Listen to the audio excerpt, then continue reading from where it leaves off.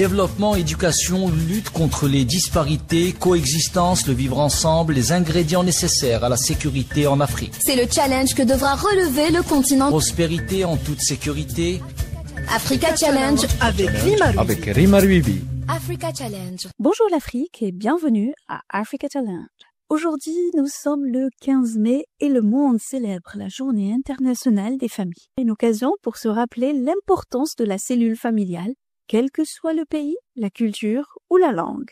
C'est une journée qui souligne le rôle fondamental qu'incarnent les familles dans l'éducation, le soutien affectif, la transmission de valeurs, mais aussi dans la résilience face aux défis sociaux, économiques et politiques. Instaurée par les Nations Unies en 1993, la Journée internationale des familles met en lumière le rôle essentiel des politiques familiales dans la promotion du développement durable afin de construire des sociétés plus inclusives, plus solidaires et plus justes. C'est un appel pour protéger ce noyau essentiel de nos sociétés et de notre humanité. Mais le 15 mai, pour des millions de Palestiniennes et de Palestiniens à travers le monde, est aussi un jour de mémoire et de douleur. C'est le jour de la Nekba, en français la catastrophe. Ce jour-là, et dans les mois qui ont suivi, plus de 700 000 personnes ont été chassées ou ont fui leur terre. Des centaines de villages ont été détruits. L'exode forcé des Palestiniens a conduit au déchirement de milliers de familles palestiniennes.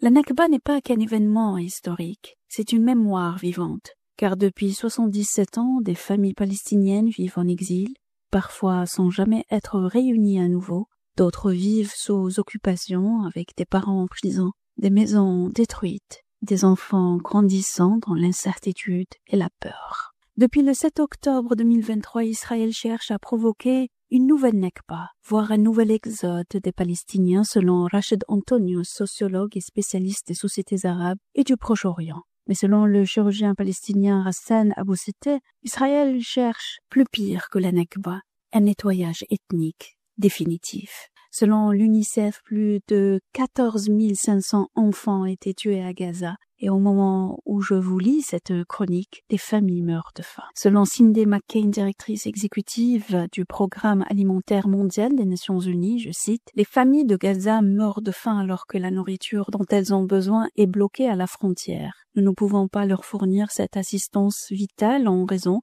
de la reprise du conflit et de l'interdiction totale de l'aide humanitaire imposée début mars. » Dans la chronique d'aujourd'hui, je me retrouve à parler de deux réalités en apparence si éloignées, mais qui se rejoignent. Car si la Journée internationale des familles nous invite à célébrer la stabilité, la tendresse, le droit de grandir ensemble, la Nakba nous rappelle que pour des millions de personnes, cette simple idée de famille réunie et protégée reste un rêve inaccessible. Aujourd'hui, je me pose la question: combien de familles heureuses y a-t-il sur cette planète? En posant cette question, je pense aux familles déchirées par les conflits, par les frontières ou par les injustices.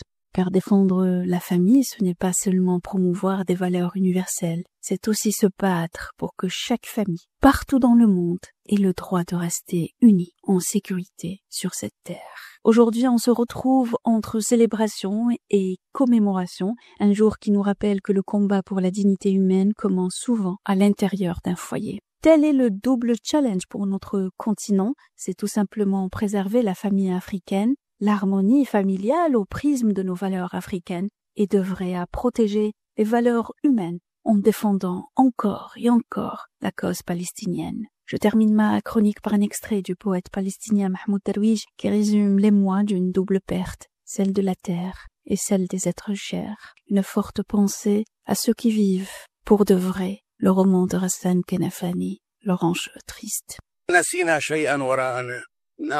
نسينا تلفت القلب وتركنا فيك خير ما فيه وركنا فيك شهداءنا الذين نوصيكم بهم خيرا.